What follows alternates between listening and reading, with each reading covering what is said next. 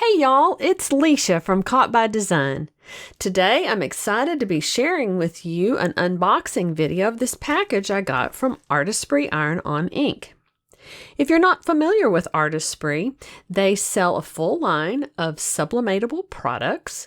They sell coasters and pet bandanas, bookmarks, keychains, photo frames, shirts, tumblers, just a wide variety of things. But they also sell sublimation markers and sublimation stamp pads. This means that you can have the fun of sublimating without having to invest in a sublimation printer.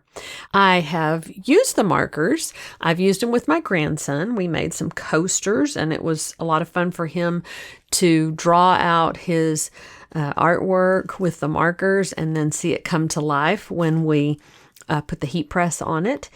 And you can use plain paper. You don't have to have sublimation paper, so no special printer required, no special paper required. You just need the markers. And I think they come in maybe 3 different color sets. They've got primary and botanicals, and I think the third one might be pastels. I'm not really sure. But so far, all I have done with the markers is the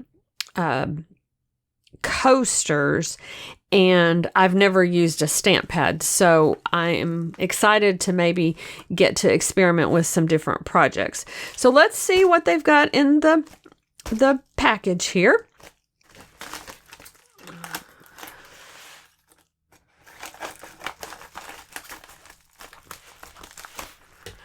Okay, let's see. Okay, we've got an idea book here, and it's got some questions about, it says, how long does the ink last? Can you draw directly onto the blank? Just some other FAQs. And got some pictures here of the different products they have. Looks like actually they have maybe 4 sets. I see that there's another set of markers that's all black. And so these are some of their products, the keychains and the photo frames. And aren't those cute? I mean, who wouldn't love that? And my problem is that I'm not super artistic, but maybe this will help bring out some of my inner artist. And then here's some directions for the different substrates. Okay, so that's the business and the paperwork. Let's see what fun supplies are in here. Okay, we got a set of chisel tip markers, and it looks like these are, yeah, the classic colors. So it's got yellow and red and kind of a light blue, black, brown, more of a navy blue, purple, green, orange, and red, and they're chisel tips. Got some heat tape. In addition to the blanks that they sell and the markers and everything, they also sell supplies. They sell heat presses, heat tape like this. They sell protective paper, anything, protective paper. Anything that you might need to complete your project, they've got it. Keychains. These are maple. I have seen some of these done, and I want to play around with those. And also a metal keychain and a plastic keychain. So that's cool. I've got plastic, metal, and maple. I can try all of those. And then an ink pad.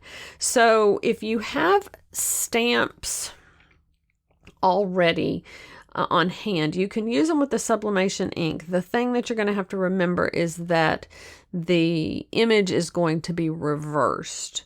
So you'll have to choose your stamps carefully, but I've got some here that I want to try with it.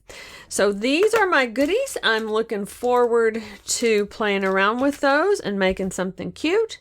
And you can bet that I will show you exactly how I've done it. And you can look forward to a tutorial post on my blog, as well as another video showing you what I did. Well, surprise, I am back. Rather than making a second video showing you what I made with the goodies from Artesprix, I just decided to tack on to the end of the unboxing video. So I made one of each of the keychains. I made a metal keychain, a maple keychain, and a plastic keychain, and I used a different technique for each of them. I've got a post up on my blog that tells you some more instructions about how to use the markers and the stamp pads with the Artesprix blanks, and I tell you a little bit more about how I made each one of them. But this one was just free-handed with a black marker, and the inspiration for it came from this coloring book.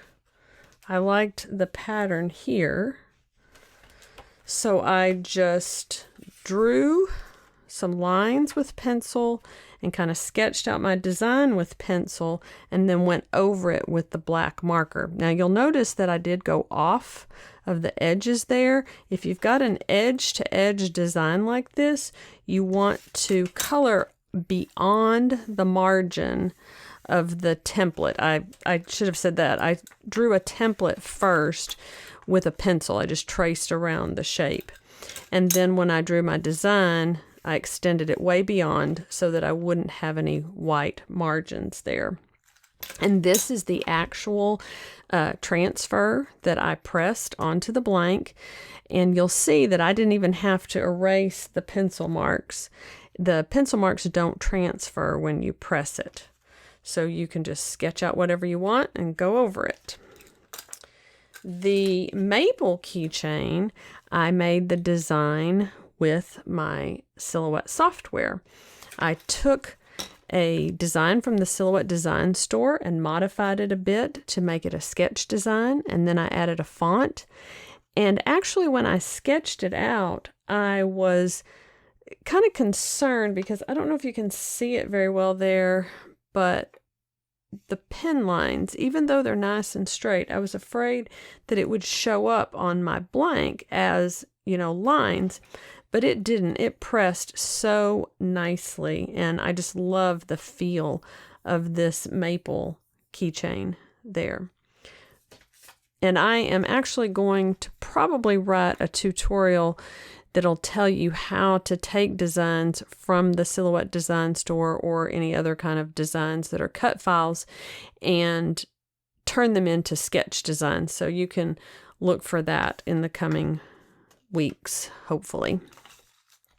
And then the last one I did with the Artesprix stamp pad and then also the markers.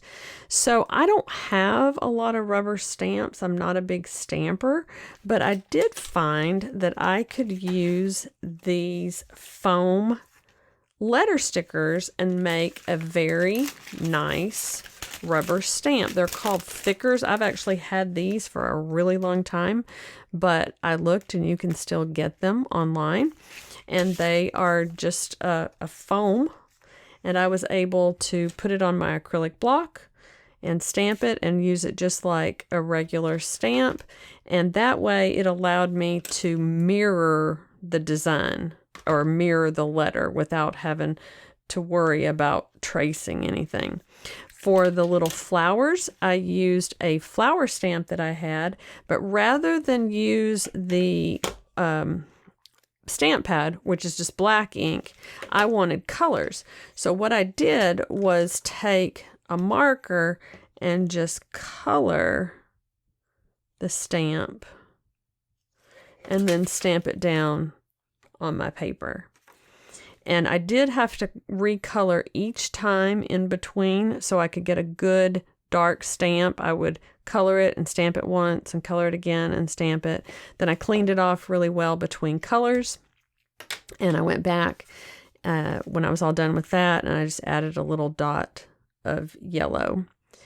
And you'll see that I also extended beyond the edges so that I would have a really nice design all the way edge to edge. Both the markers and the stamp pad were a lot of fun to use, and they were very easy to work with. But if you try them out and you have any questions, feel free to contact me. You can leave me a comment here on the video, or you can visit me over on my blog, which is caughtbydesign.com, as I mentioned earlier. I'm also Caught by Design on Facebook and on Pinterest and on Instagram. And I have a Facebook group that's the Silhouette Crafters by Design group. So you can find me in a lot of places. As always, I appreciate you watching, and I hope you have a great day.